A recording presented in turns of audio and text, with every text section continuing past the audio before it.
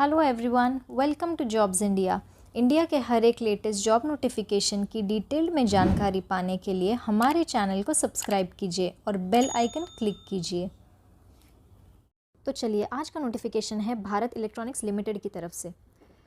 तो BEL जो है एक गवर्नमेंट ऑफ इंडिया एंटरप्राइज है जो कि मिनिस्ट्री ऑफ डिफेंस के अंडर आता है। BEL एक इंडिया का नवरत्न डिफेंस इलेक्ट्रॉनिक्स कंपनी है। तो ये बहुत ही बढ़िया जॉब अपॉर्चुनिटी आई है आप सबके लिए। तो देखते हैं इसे अप्लाई करने का क्राइटेरिया क्या है।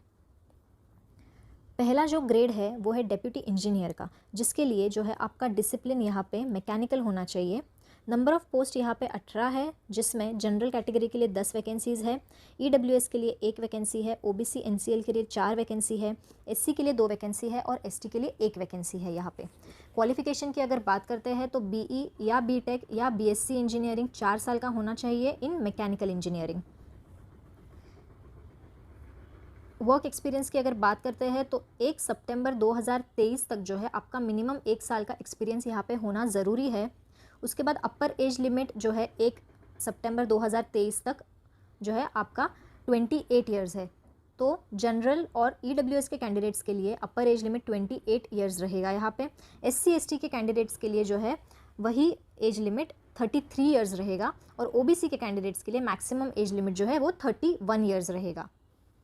और PWD के कैंडिडेट्स के लिए जो है 10 साल का एक्स्ट्रा यानी 28 + 10 38 ईयर्स जो है यहाँ पे मैक्सिमम एज लिमिट रहेगा। तो ये जो है डेजिग्नेशन ये 5 साल के टेन्योर के लिए रखा गया है। उसके बाद deputy engineer in electronics discipline, तो यहाँ पे 16 वैकेंसीज़ आई है, जिसमें जनरल के लिए 8 वैकेंसीज़ है, EWS के लिए 1 वैकेंसी है, OBC NCL के लिए 4 वैकेंसीज़ है, SC के लिए 2 और ST के लिए 1 वैकेंसी है। इसमें भी BE BTech BSc इंजीनियरिंग 4 साल का इलेक्ट्रॉनिक्स डिसिप्लिन में होना ज़रूरी है। मिनिमम 1 साल का एक्सपीरियंस आपके पास यहाँ पे होना ज़रूरी है। और एज क्राइटेरिया अगेन 28 साल जो है मैक्सिमम जनरल और EWS के कैंडिडेट्स के लिए यहाँ पे दिया गया है। OBC के लिए 31 ईयर्स, SC ST के लिए 33 ईयर्स और PWD के कैंडिडेट्स के लिए 38 ईयर्स जो है मैक्सिमम एज लिमिट रहेगा। इनका जो टेन्योर है वो है 3 साल। उसके बाद जो है कैंडिडेट्स का जो पोस्टिंग रहेगा वो अक्रॉस इंडिया कहीं भी होगा एज़ पर रिक्वायरमेंट। आगे देखते हैं पे स्केल के बारे में उन्होंने बताया है। तो पे स्केल जो रहेगा वो 40,000 बेसिक से लेके 1,40,000 रहेगा। तो जिसमें आपके बेसिक पे के साथ जो है ये सारे अलाउंसेस जो है वो उसके साथ आएंगे आपको। उसके बाद क्वालिफ़िकेशन की हम बात करेंगे। यहाँ पे उनको जैसे बोला BE BTech BSc इंजीनियरिंग 4 साल का चाहिए और यहाँ पे उन्होंने मेंशन किया है कि फर्स्ट क्लास जो है आपका होना ज़रूरी है जनरल OBC और EWS के कैंडिडेट्स के लिए। तो फाइनल ईयर का जो आपका रिज़ल्ट है तो वो फर्स्ट क्लास होना चाहिए और SC ST और PWD के कैंडिडेट्स के लिए पास क्लास होना यहाँ पे ज़रूरी है। अभी जैसे हमने इलेक्ट्रॉनिक्स अगर बोला है, इलेक्ट्रॉनिक्स डिसिप्लिन, तो उसके अंडर जो है ये सारे चीज़ें आती है। तो आपकी डिग्री में अगर इलेक्ट्रॉनिक्स लिखा है या फिर इलेक्ट्रॉनिक्स एंड कम्युनिकेशन लिखा है या इलेक्ट्रॉनिक्स एंड टेलीकम्युनिकेशन है, ओनली कम्युनिकेशन, ओनली टेलीकम्युनिकेशन, तो ये सारी चीज़ें जो है इलेक्ट्रॉनिक्स के अंडर आती है। तो ये सारे लोग जो है यहाँ पर अप्लाई कर सकते हैं। और मैकेनिकल में प्योरली मैकेनिकल इंजीनियरिंग ही यहाँ पर उनको चाहिए। उसके बाद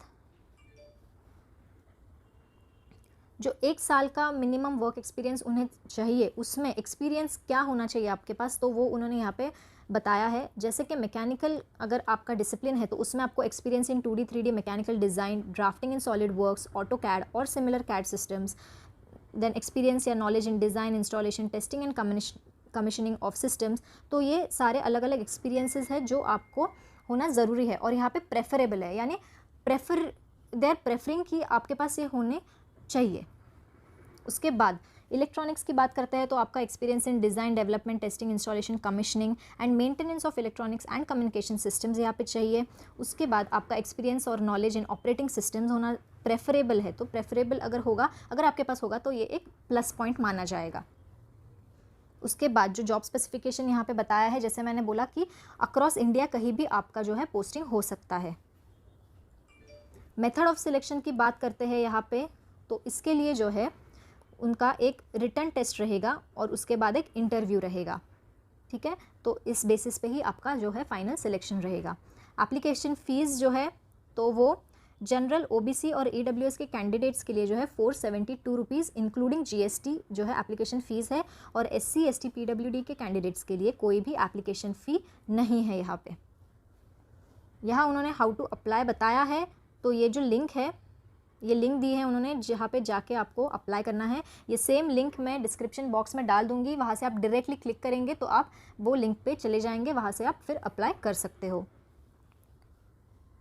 यहाँ पे डॉक्यूमेंट्स बताया है कौन से अपलोड करने हैं। तो आप ये नोटिफिकेशन अगर प्रॉपरली पढ़ेंगे, आपके पास सारे डॉक्यूमेंट्स रेडी रखो और फिर उसके बाद आप अप्लाई कर दीजिए यहाँ पे। तो बस ये नोटिफिकेशन है। इसके इम्पॉर्टेंट डेट्स मैं फिर से आपको बता देती हूँ। ऑनलाइन एप्लीकेशन जो है ये स्टार्ट हो चुका है 14 अगस्त से, और जो लास्ट डेट है अप्लाई करने का तो वो है 9 सितंबर। तो ये बहुत इंपॉर्टेंट है, 9 सितंबर तक ही ये आप अप्लाई कर सकते हो इस पोजीशन के लिए। और इनका जो रिटन टेस्ट का जो डेट है टेंटेटिवली उन्होंने फर्स्ट वीक ऑफ अक्टूबर बताया है। तो ये आप पकड़ के चलिए, उसके हिसाब से आप तैयारी कीजिए। ठीक है, दैट्स इट। आपको इसमें कोई भी डाउट होगा तो आप ज़रूर कमेंट करके हमें बताइए, हम इसका रिप्लाई आपको जल्दी दे देंगे।